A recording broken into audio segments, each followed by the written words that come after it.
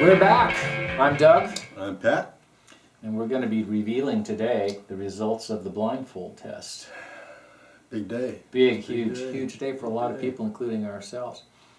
You know, I know that some people probably be wondering about why did we do the blindfold test? I mean, really, why did we do the blindfold test? Are we out to like fool people or make people look like fools? Not at all. Not at all. When you were sitting out here in the Doug and Pat Show studio and I was playing the guitars, which by the way, I played all 5 guitars, but we'll talk about that a little later. Not at the same time. At the same time. And then I had to divide them up in the editing. Did Rick Nielsen do that?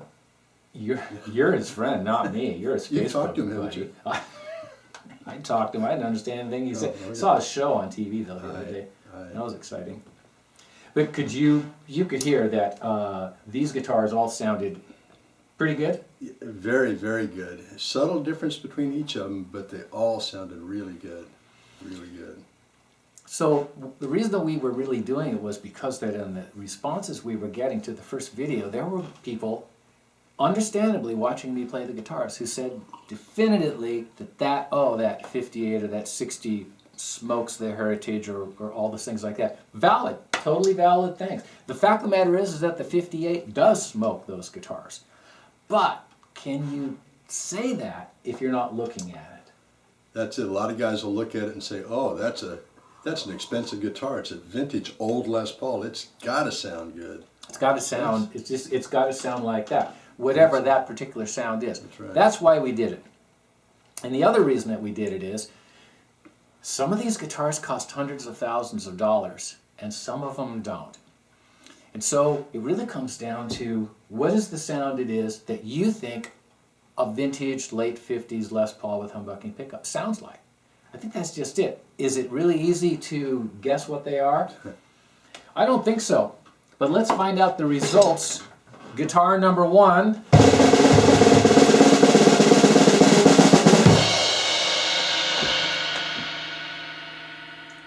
The Heritage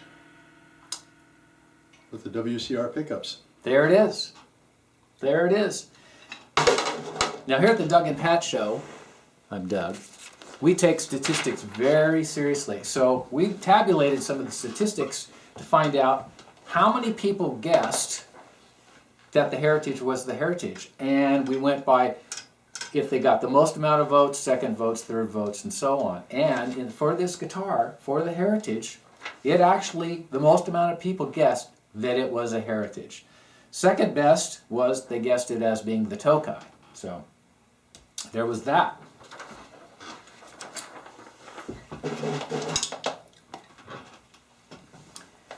Number 2.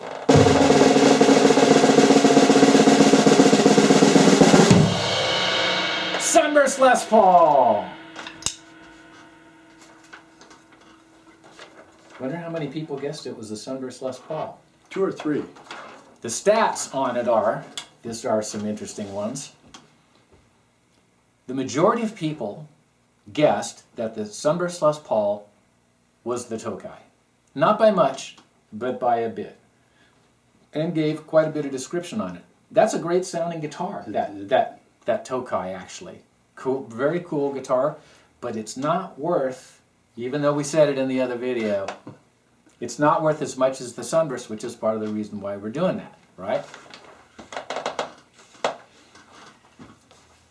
Let's talk a second about how we recorded this, because there were a lot of conversation in some of the forums that are out there that we jumped on, and the My Les Paul forum, great forum. Guys really got a funny sense of humor on that forum.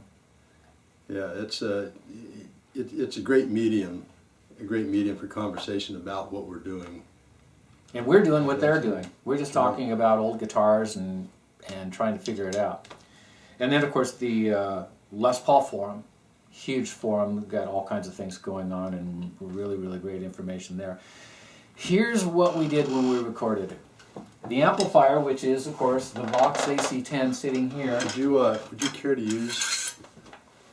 Can you point right over here? Oh, don't get the Billy Gibbons pipe. That would be sacrilegious. This amplifier is not a combo. It is not wired the same as the combo. It has one channel, 2 inputs. It has a volume control, which I had on. It's off there. I don't know if you can see this. That's off. It was on there, so it's about the equivalent of about 3. The tone control, there's one tone control, Right. and it is right there.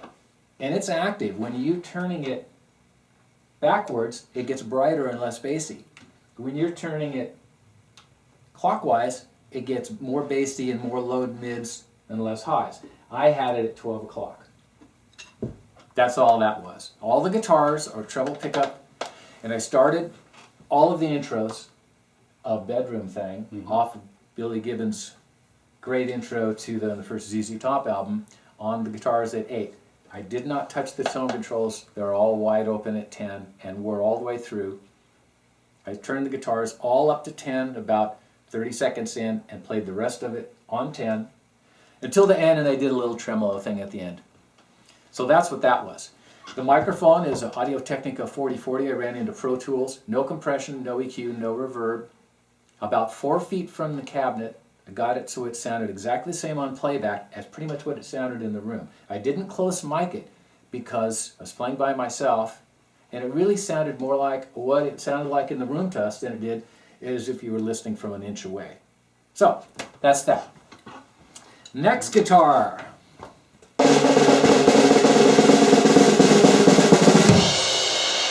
Tokai! I love rock. Love rock, and we do love rock. Let's look at the stats on this one, Patrick. All right. The Tokai. More people guessed the Tokai as being the Sunburst Les Paul than the Tokai. That's why it's worth $150,000. It's the only guitar that's for sale. And we're not selling anything but the Tokai. That's right.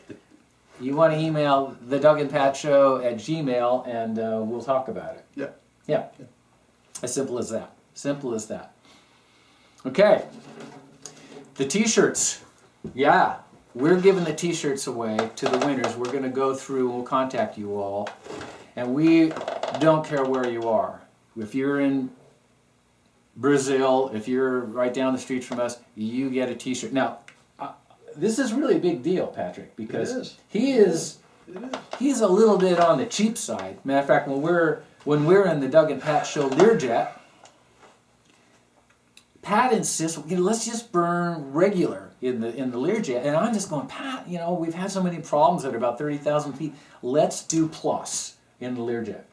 It's scary. It's scary. It's scary stuff. It's But scary we've come to an agreement. We're going to send the t-shirts out. We'll be in touch with all you guys, and we'll send them out. Will we fly a t-shirt to Brazil or Rio de Janeiro or someplace? No. No? Somebody else will fly it there, I think. Okay. Guitar number 4. The 58. Yeah, baby. How many people guessed the 58? Here's the good news on this. I think we are in agreement from where we sit that this guitar is an extraordinary guitar. This guitar sounds the closest to us that we are looking for, the sound we're looking for, and we're going to talk about that in a second of what that sound is.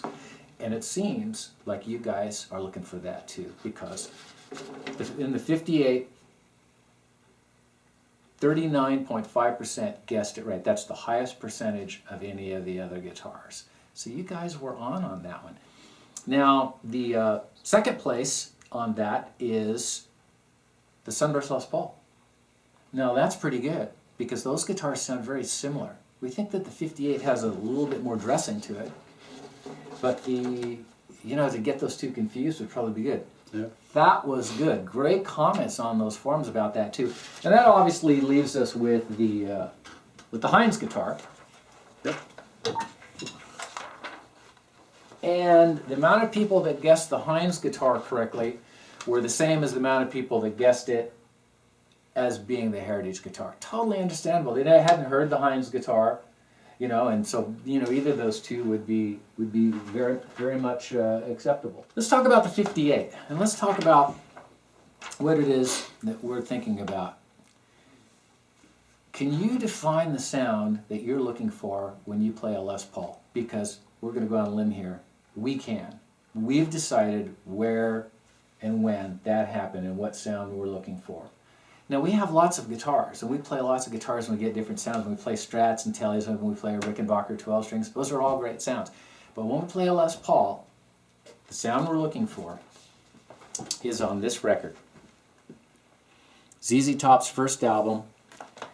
And we're thinking that Billy, back here, is playing this guitar Pearly Gates. Unless, of course, you have this album, and that would be because you thought that Billy was playing his Firebird 1, as in that picture. We don't. We think that Billy was playing that. This is the vinyl version. This came out in '71. And then we're going to go a step past that. And we're going to go to the song, Brown Sugar. Billy plays all by himself. Digital recording over a video camera. All told me, Hear the clicking? man, there's something gonna change your life.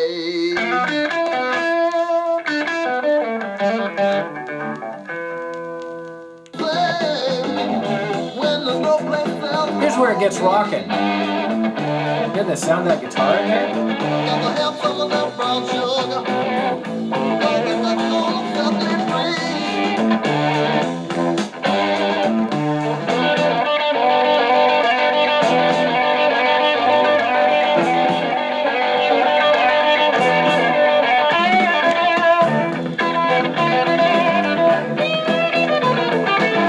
That sound.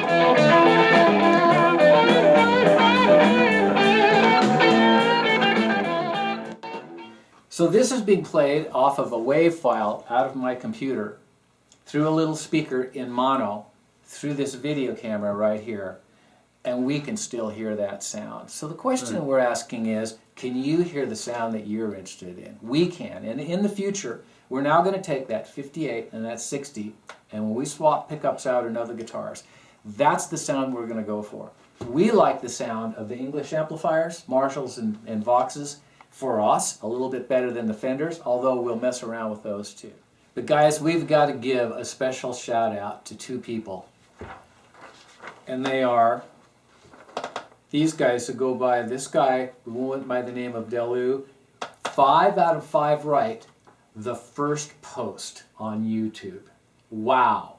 T-shirt Incredible. for this guy, job well done. Incredible. Sound Smythe, could be Sound Smith, 5 out of 5, posted for the world to see. Good job. T-shirts on the way for those guys, and we'll be in touch with the rest of you and sending those T-shirts out. Thanks guys, I'm Doug. We'll see you next time.